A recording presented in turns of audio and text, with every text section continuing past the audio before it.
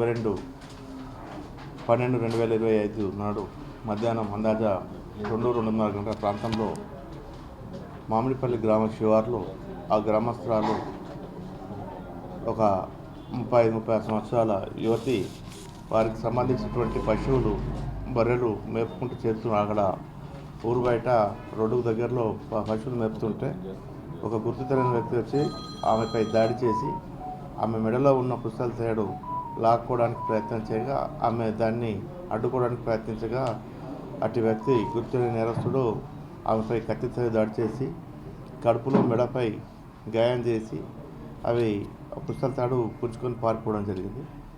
ఈ విషయంగా దరఖాస్తులాగా కేసు నమోదు చేసి Sangareddy rural police Sangareddy division police మరియు సిసిఎస్ సంయుక్తంగా ఎస్పీ గారి ఆదేశానుసారం ఎస్పీ గారి పర్యవేక్షణలో ఈ టెక్నికల్ ఎవిడెన్స్ అక్కడ ఉన్నటువంటి ఫిజికల్ లోకల్ ఇంటెలిజెన్స్ అక్కడ ఉన్నటువంటి సాక్షులను విచారిస్తూ ఈ కేసులో దర్యాప్తు ముందుకు సాగించి 24 గంటల లోపలనే నేరస్తుడైనటువంటి మేతరి జగన్ తండ్రి లక్ష్మయ్య 37 ఇయర్స్, ఇతను సొంత ఊరు మునిపల్లి మండలం తాటిపల్లి కానీ ప్రస్తుతం పటాన్చేరులో ఉంటున్నాడు.